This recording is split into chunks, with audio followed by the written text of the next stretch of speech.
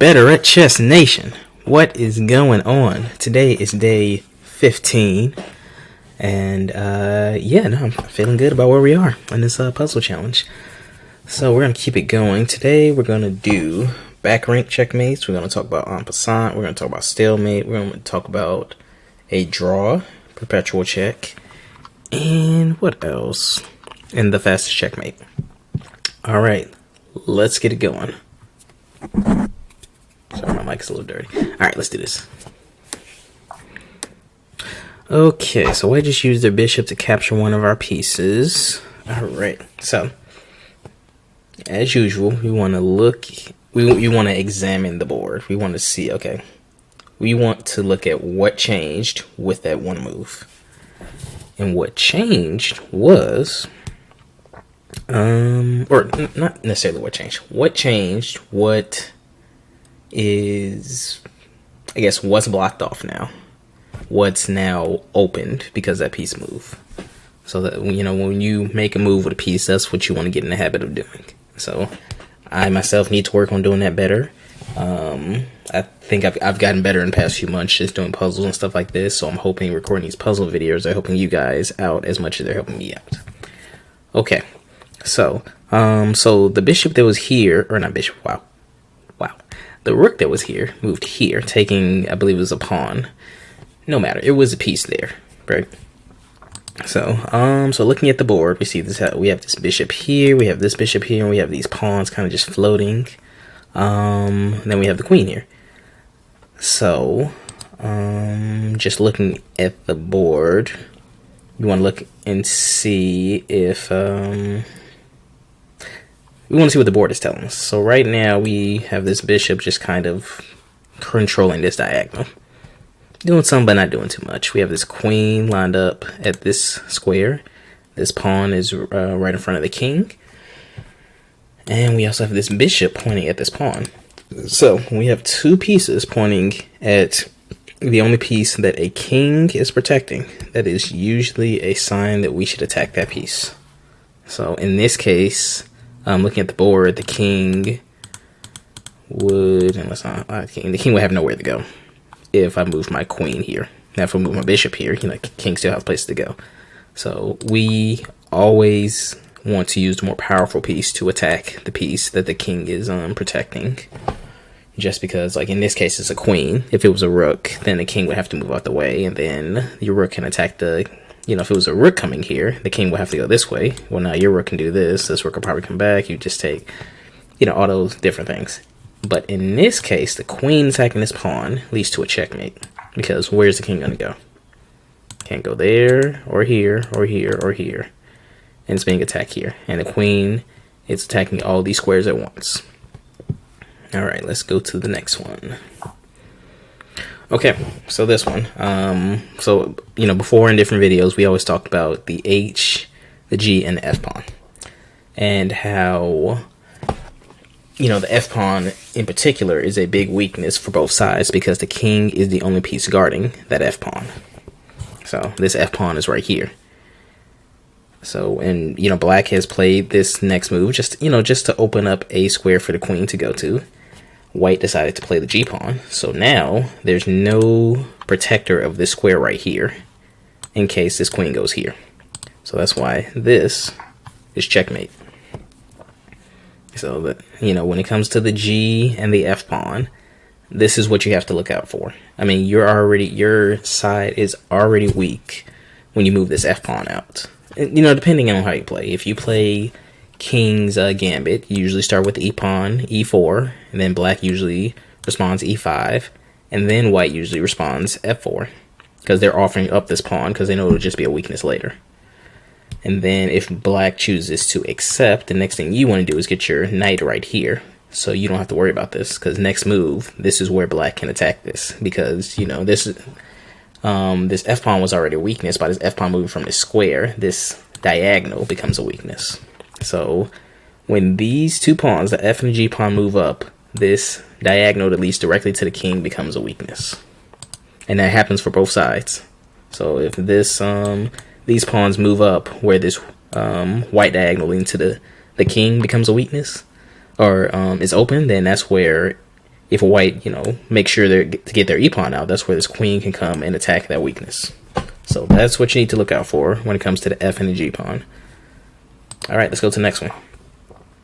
Okay, it literally gave us like the same puzzle, but that's alright. I already explained that, so I don't have to explain it again. Alright, this is some variation. Alright, so the bishop just came here to attack, I think, our bishop there, or our rook there. We had a piece there. Regardless, sometimes it just moves so quick you don't really get to see it. So, so now we need to look, okay, well, what changed? Well, what changed? What was under attack that is still under attack? What wasn't under attack that is under attack? What, what space has been cleared up for you? So, we see we have our nice little queen here. We have our rook here.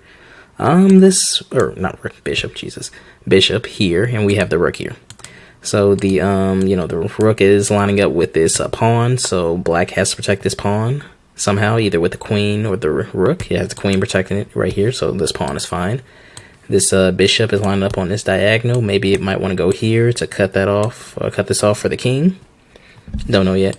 And the queen is lined up attacking this rook, and of course is attacking this pawn and this knight and this pawn, but all of those pieces are protected by one another thanks to this pawn. This pawn's protecting this pawn, this pawn's protecting that pawn, and that pawn's protecting that knight. So, however, we have this glaring weakness right, or I'm not sorry, we don't have it. Black has this glaring weakness right here of this rook. So white is, of course, is going to take advantage of that by taking the rook. Black decides to move their piece back, and then here's where you want to play carefully. So remember, we're talking about this pawn right here. The only protector of this pawn is this queen right here. And we have this rook lined up with this pawn. And now that this queen is taking the rook here, now this queen is lined up with this pawn. So instead of taking with my queen here, I want to take with my rook. Why? Because the only piece that could take back, if that's what black chooses to do, is the queen. And then I would just take back with my queen. And now I've taken my opponent's queen. Now, black can also choose to just move over, and then what happens? This rook is left hanging because now this rook doesn't have a defender. So, I'm going to take with my rook. Okay, and that's as far as it wants to take us. Whatever happens next, but those would be black's options. Black can just take the rook with the queen and lose this queen, or black could decide to move his king in a corner, white takes the rook.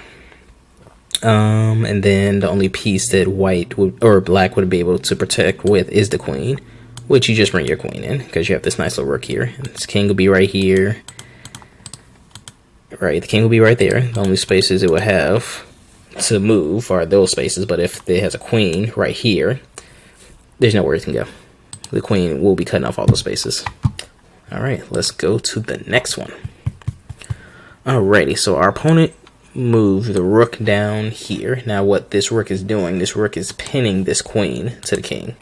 That means, and we'll talk about this later in the series, but that means this queen cannot move. The reason the queen cannot move is because the queen will put the king in check, and you cannot put yourself in check. So, black has several options here. Black could take the rook. Of course, the knight will take right back. Black could put the king in check. What else could black do? So, I mean, if black wanted to take the rook, this queen could always take the rook, put the king in check, and then, I mean, this queen will be a hanging regardless because this knight can take at any moment. So, so what you could do in this instance, I believe, is probably going to be a draw, or really I want to talk about with this is perpetual check. And perpetual check is when you constantly put the king in check, and doesn't matter where the king goes, they're always going to be in check. They can move to different squares. It's like you would keep going and keep going and keep going, keep putting the king in check. And as I said in my previous videos, there's a 50 move rule. If you make 50 moves without capturing a piece, then the game is going to be a draw, and that's by both sides. So both sides will have up to 50 moves to make. So if you just keep moving around, there's a series of different checks, and you keep moving around, and those pieces captured is going to become a draw after 50 moves. Why 50 moves? because the game would just be endless. You know, you have to put the game at a cap somewhere. So it has been decided on that 50 moves was the cap. Because, I mean, you know, if you don't do 50 moves, if you say 100 moves, and nothing happens, it's just like, okay, it's constant checks, check here, or just move, you know, moving pieces and nothing's happening, and then you might as well call it the game. The game will go on forever. So that's why you would need to, yeah, I mean, that's why you need to do that. So I'm going to put the king in check. I'm going to put the king in check again. I'm going to put the king in check again. And put the king in check again. So this leads to a perpetual check, right? Because no matter where the king moves there. I can come here with my rook.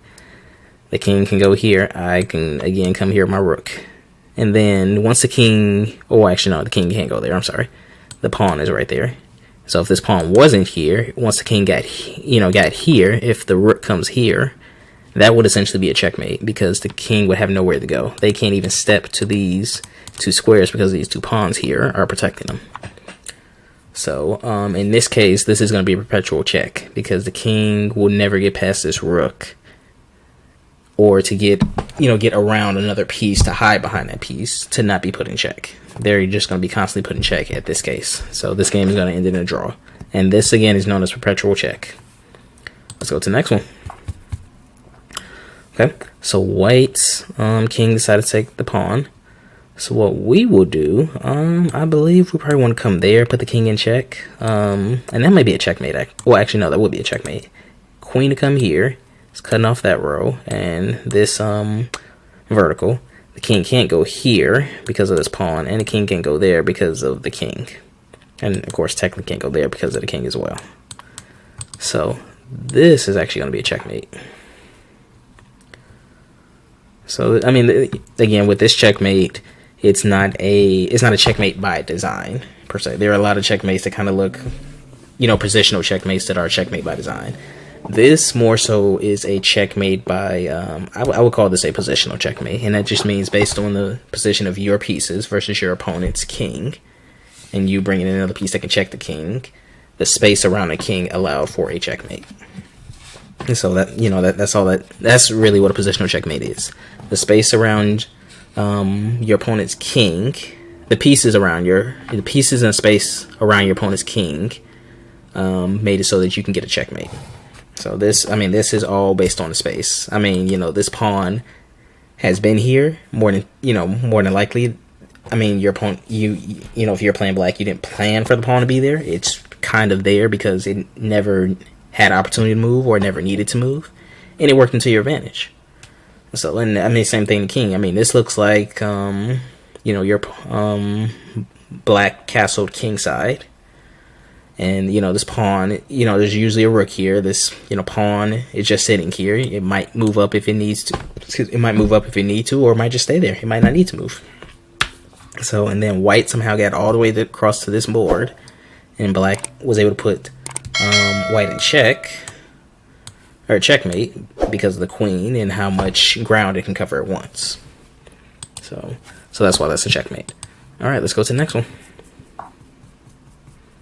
Okay, so white move its king over 1. Okay, so we're simply going to move the queen here, and the reason we're going to move the queen here is to protect it by this bishop. It's checking the king, and the only place the king can go is still on the diagonal that is being attacked by the queen. There's nothing white can do to stop that checkmate. So that's checkmate right there. Okay, let's go to the next one. Okay, so with this one, okay, so black's king is out in the open. It's staying close as it can to this rook, and honestly, this pawn right here wants to keep marching down the board. This rook protecting this pawn and this rook protecting this pawn is good, and the fact that this rook is right here means black would want to get black can't go towards this pawn because black would want to get rid of this pawn. That way this rook doesn't have any protection. So white's in a good position.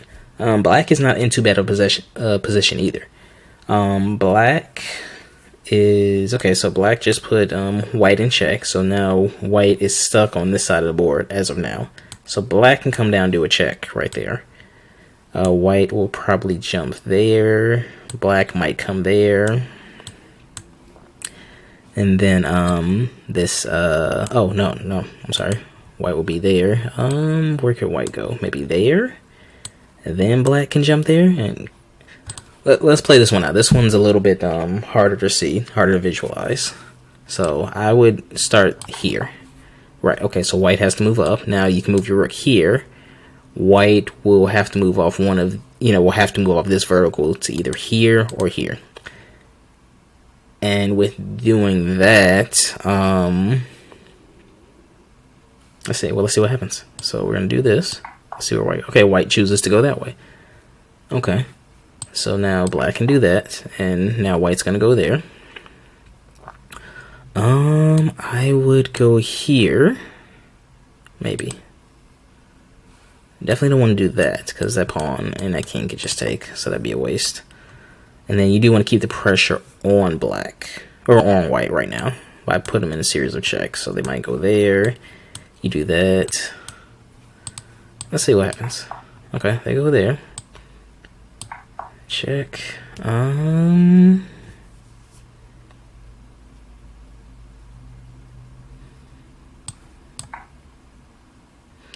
Okay. So in that case, it seems like it's actually just like a perpetual check. It seems like you're gonna keep putting the king in check from there. Now in this case, with white right here, white might choose to go maybe here this time. And then, well, no, they probably won't go. Well, I mean, if they do go there, you would just bring your rook here. It'd be in check. It'll have to go this direction. You go here. But essentially what black is doing, black is making it so that white, based on white's position, black can keep checking the king, and the king can't do much but run. The protection, moving a pawn up to maybe block a check, or, using its rook to block a check will not help because each piece in this instance could be attacked again, and white won't be able to do anything but run. So it's almost better for white to just run around the board in this case than it would be to try to block an attack by black. So, and in that case, it's just going to be perpetual check. Like black can keep attacking white's king, and white's king is going to keep going in circles and stuff. So eventually this game will end in a draw just for perpetual check. Well, okay, I'm not going to say that. For perpetual check, in perpetual check, most of those games will end in a draw. Now, there's a chance that white could play a move where it's like, okay, this move actually opened them up for checkmate. That definitely happens too. So in this case, I can't really say because again, it's based on what white would do. So, but the way this game is going, it's going to keep being a series of checks, and that's going to keep going. And then once you reach about move 50, where it's just a bunch of checks, and your opponent, nobody's captured a piece, that's actually going to end in a draw. All right, let's go to the next one. Okay,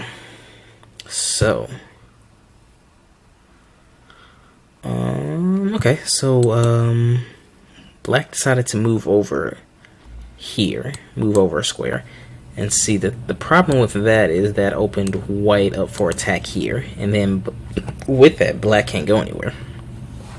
So I could do that, but then black is just gonna move, and then I do that, or come here. Black is just gonna move here. I don't want to do that. So sorry about that. Typically as a beginner, sometimes you make a move, and it's not that it's a bad move. It's just it's not as strong as it could be. So in this case, like if you remove your queen there, it's like, okay, it's a fine move. It's an okay move because, okay, you can definitely do that. The queen will have protection by this pawn here. But coming here, it's a checkmate. And what you want to do is, as you play chess more, as you play puzzles more, as you, again, just learn to examine the board better as you're playing, you will see that one move might attack the king, but if you go a little bit further, you can find a way to checkmate the king. Now, again, as you play, checkmates will show up. It's important to always examine the board after a move is made. Now, the longer you play, the faster you get at examining the board and know what questions to ask and see what changed. Chess is a very visual game, so after playing for a while, you might have, you might have moved a piece in a certain position, knowing that if opponent takes another piece, you can set a trap with that piece that you had set up before. you could, you can just be waiting for your opponent to take a piece, like a pawn or something, just so you can move your bishop or knight to a particular square that's going to unleash a trap that you set up early in the game. So, and then, sometimes your opponent, again, just moves off an important square that allows a checkmate that maybe they didn't see. And, that happens. When you're a beginner, you don't always know what to look for. You're kind of learning what to look for. But as you get better, you will learn to see the board clearer. You learn to examine the board faster. And you can see checkmates like this. Okay, let's keep it going. Okay, and this goes back to the F and the G pawn, right? So so the E pawn came up. So for black, their E pawn came up, and it looks like white started with their F pawn. Black played the E pawn. White responded with the G pawn here. The E pawn took the F pawn, white's F pawn. And we just seen the G pawn take back on F. And the issue that white has is that this diagonal, all because of those exchanges of the E, F, and G pawn, left that this dark square diagonal open for black to attack. And black is so vulnerable right here, and it's nothing black can do. Right? Like, this is checkmate. There's no move that white could do right now to protect itself. So, let's go to the next one. Okay, so this is an interesting one. So this one is a back rank checkmate, and this one looks complicated. So I'll do my best to explain this one. So when you look at the board, like, you see that your opponent made a move. They decided to move this pawn to take this pawn right here. And that just happened to open up the 2 rooks that white had against your 2 rooks and queen right here. And of course, white has their queen just sitting on this diagonal. So you have 1, technically 2, 3 pieces attacking right here. And you have 1, 2 pieces guarding this piece. Now, if it's your turn to attack first, now you have 2 defenders against here. So if you were to take this rook, your opponent will probably take back. You might take back, or your opponent might take your queen. A lot of different things here can happen. So what we want to do is we want to pick the most efficient thing. So when it comes to what's the best move to make, it's important to think about, okay, what will get me closer to checkmate? See, here's what I see. I see moving this rook take this rook. And the reason why, 1, you get a rook out the way, but 2, if white does not take back and decides, okay, my queen is right here, I'm going to go for their queen, you can take their rook again, and you put them in check.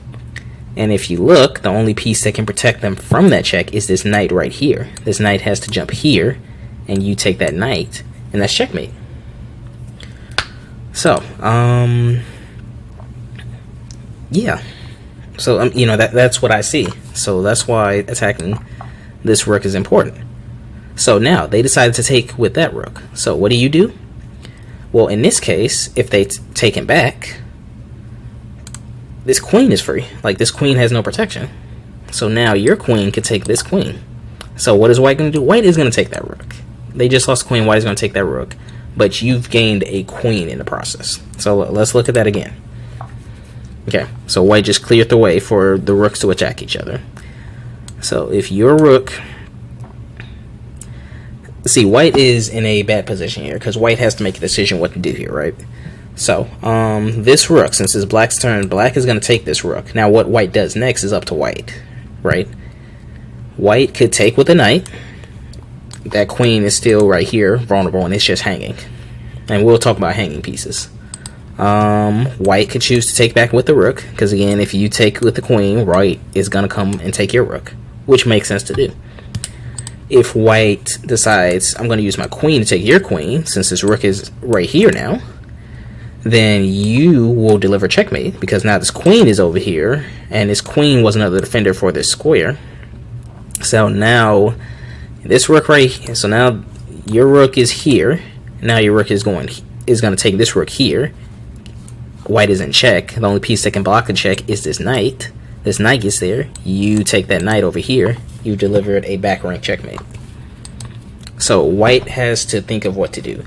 and they have to take back somehow. Like, taking back with the rook or the knight is the only option, and preferably the rook, because again, if you take back with the knight, then you know, black has an extra rook. Whereas when you take this queen, now that this queen is open for the taking, white can come down and take the rook. So white didn't exactly win the exchange, but they didn't, you know, they didn't lose it either. They gave themselves a fighting chance. So what you want to do when you're on the defensive is you need to do what you can to give yourself a fighting chance. That's most important.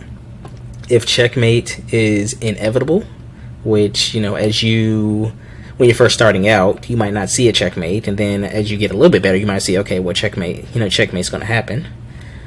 You know, the higher up you get, the more you'll be able to see ahead, and you'll be able to visualize better and see, like, okay, checkmate is going to happen no matter what I do. So let me just play a move. Or sometimes you might think to resign, because again, there might not be anything you can do.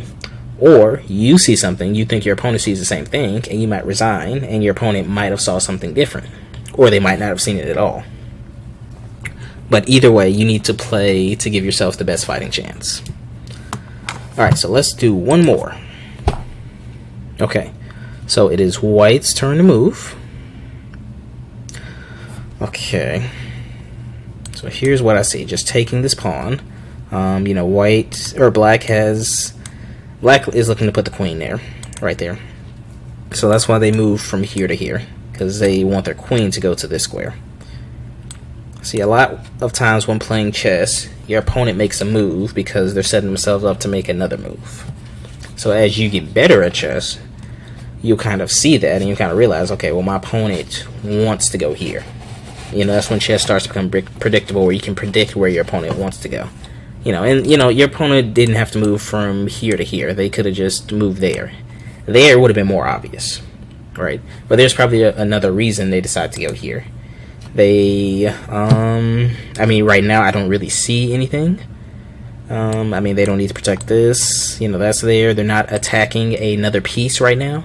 So the only thing I see right here is that black moved their queen from here to here with the goal of going there to deliver checkmate. Whether with the queen or with the rook. It doesn't even matter in this case, because either way, the king will not have a way to go. Like with the king here, you know, these are the only places the king would be able to go.